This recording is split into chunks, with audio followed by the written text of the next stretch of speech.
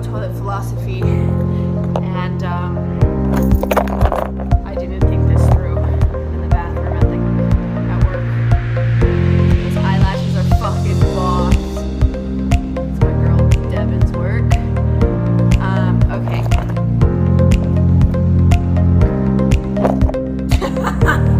Fuck me. Don't fuck me. Oh, hold on. I think I have an idea.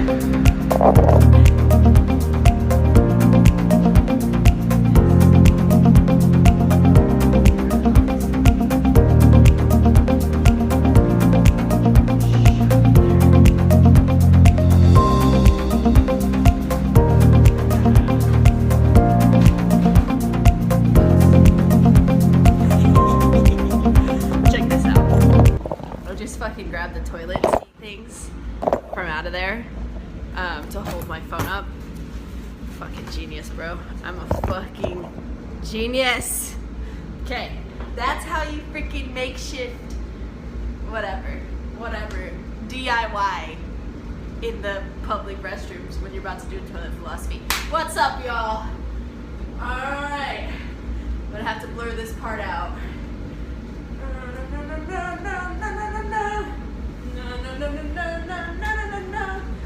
Alright, I really do kind of have to go to the bathroom, so I'm just gonna go to the bathroom real fast. This is awkward. I'm gonna have to see myself later taking a shit when I look like taking a shit.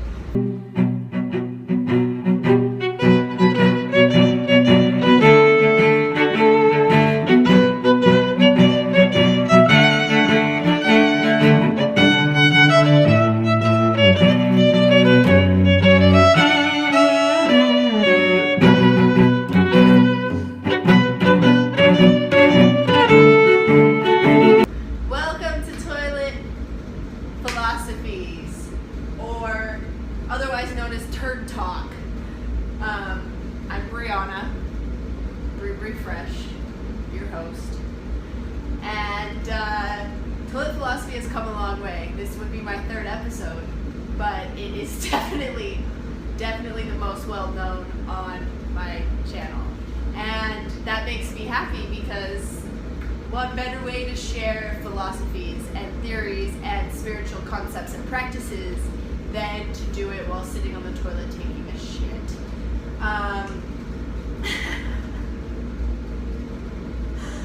So I came into this episode completely unprepared. I'm not going to let this one go over 10 minutes. I've got 7 more minutes. Let's see what I can talk about today. Let's see. My first episode, I talked about patterns, right? I talked about synchronicities. Go check it out if you haven't already, or watch this one and never go watch it. I don't really give a fuck. If you think I'm funny, go ahead and share this video. There's that one too. Anyway, pretty sure I talked about patterns in my first video, and I talked about like synchronicity, and I talked about how people are the same everywhere. I talked about parallel universes, soul connections. Now, in my second toilet philosophy, I talked about how thoughts work. I haven't even listened back through that video, so I don't remember exactly what I said, but I think I was talking about the ripple effect of a thought, which I'm very interested in, the ripple effect. Now, today I think I might tie those two together and talk about what happens when we share thoughts with our soul connections, with our parallel lives.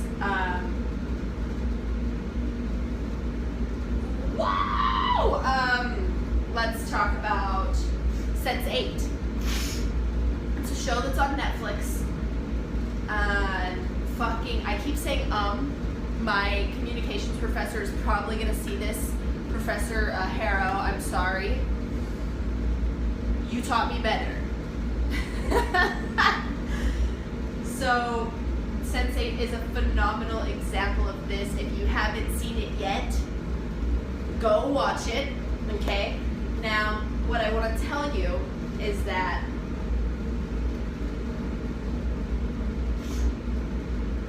there's this thing called shape shifting.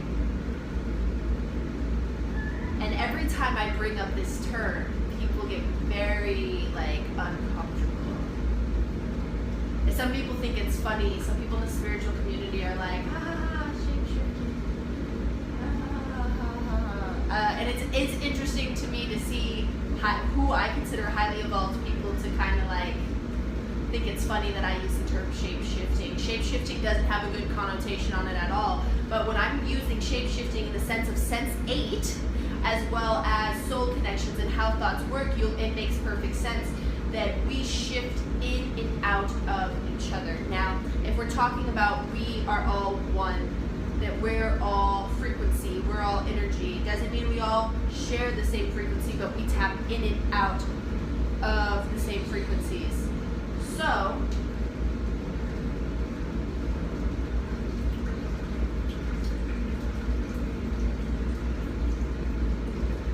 let me give you some personal examples, because I can't tell you how it's going to work in your life. What I can tell you is that in my life, I've had shape-shifting experiences from like low-level shape-shifting to high-level shape-shifting. Low-level shape-shifting for me is when I am around somebody that I love, or maybe somebody that I hate, and I start to feel or become what they're feeling or becoming. Now, some people might say that that's empathy. And it is empathy, but it's also, you can take empathy a step further to recognize that we shift in and out of each other, especially our family. Big time our families. And you'll hear people saying all the time, I'm becoming my mom and dad, I'm becoming my grandparents. That's because we've shape-shifted in and out of them so many times throughout our childhood. Now that's low-level shape-shifting. It's done without awareness, but it happens very often. In fact, we don't even recognize how many times a message is sent to us, but it's actually going to the person that we've shifted into in that moment. So this idea of identity and self self we can keep, but identity can pretty much be scrapped, because we can be any identity at any time. Now, I think what might stress some people out is trying so hard to stay the same identity, to be what they've created or present to the world. Now, there's medium level shape-shifting, everything in between. Medium level shape-shifting is not literal shape-shifting, but it is shape-shifting in the sense of now that you're aware that you can tap in and out of people at any time, you start to use it to your advantage. Okay, let's see. I know that my youngest sister is really hot, and that guys are very much attracted to her. So if I want to tap into that like sexy, sensual side, okay, I'm Gia. I don't know, I don't need to, oh, I didn't mean to say her name out loud, but I did. Anyway, now I don't need to tell people that I'm her, but I'll tap into her, I'll feel her, I'll become her, and then I'll project her energy. And I can do that because I'm around her so much. I feel her energy so much, it's very easy for me to take it on and send it back out to people. And then whatever benefits that she gets from the world, I can also get because I can tap into it. Now that's medium level shape-shifting. Then we have high level shape-shifting, where we actually can jump in and out of each other's bodies. Now, jumping in and out of a body, I'm going to just kind of throw this theory out there because it came into my mind, happens when another person is not completely in their own body. They're in somebody else's. Now, I've had a shape-shifting experience, many, but I've had this shape-shifting experience where as I'm waking in from asleep, I'm in a man's body. And this man, not only am I in his body, I can see through his eyes. I saw what his room looks like. I saw what his dog looked like. I felt what it felt like to be under his covers, what it felt like to have his dog laying next to me. I heard him on the phone. So now most of my senses are activated. I heard him on the phone having a conversation, and then I became aware very quickly that that's not me. And I said, this is not Brianna. Who is this? And I got the guy's name, and then I was told that I was going to meet him. But when it was getting lost in translation, oh, you're going to meet him turned into, you need to find him. And that's that like crazed psychopath that comes out of me that we all can tap in and out of. That's not something that any one person has. It's not a part of an identity. It's something we all tap in and out of. And it's something that every single one of us can transmute into a different light. Every single one of us have the power to do that. So even using the word psychopathic is kind of fucked up. Anyway, I'm going to use it so that I can have this example here.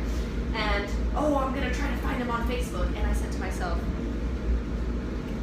you only remember his first name. You don't remember his last name. Trying to find him on Facebook would be damn near fucking impossible. I'm not going to waste my time doing that. That sounds ludicrous. Like, cool, that would have entertained me for hours before, but it's not going to do that today. I have better things to do now. So I didn't go searching him on Facebook. And about 3 days later, I met him at a party. One of my good girls' birthday parties. And her boyfriend, who that was my first time meeting her boyfriend, grabs me by the shoulders, shakes me up, and says, "Brie, you have to meet my friend, blah." And as soon as he said his name, I said, "Oh, that is him." And I look over and I see him, and it connected so highly, so strongly. And the way that it all went down. And so I remember walking up to him and asking him, "Hey, I mean, how much can I ask him? Can I ask him if he's got a certain painting in his room? Probably not, right?" So I went with the safe route, and I asked him if he has a dog.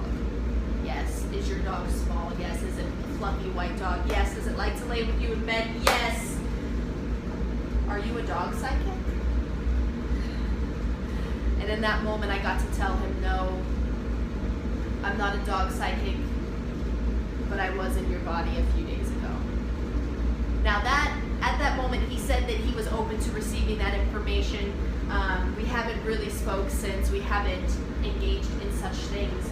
But that's a high-level shape-shifting. And higher-level shape-shifting comes in when a person knows that they can shape-shift, like myself and a few others, and we want to talk to somebody, but we can't. We want to be with somebody. So instead of shape-shifting into their body, because that has its goods and bads, we can shape-shift into someone that's with that person. Okay, I know that this person's with this person, and I'm going to shape-shift into the person they're with, so it's like I'm with them. Now that one I'm still practicing. That's higher level shape-shifting. So, and a lot of people ask me about this. A lot of people ask me about shape-shifting. A lot of people laugh about it. Maybe I'm using the wrong term. That's fine. I'm only talking about shape-shifting in humans, and although we can shape-shift into animals as well, just like any domesticated pets very clearly communicate with us.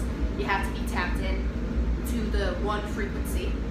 If you're tapped into the separate frequency where this is an animal and I'm a human and we speak different languages, then you're never going to understand what the fuck they're saying. But if you tap into the one frequency and you recognize we're all connected, you can't understand them. So that's my lesson for today. I went a little over 10 minutes. I'm going to keep it under 15 for sure. Thank you for sticking with me for toilet philosophy. I'm getting a fucking cramp in my leg right here for putting all my weight on it. And I got to get back to work. I love you all.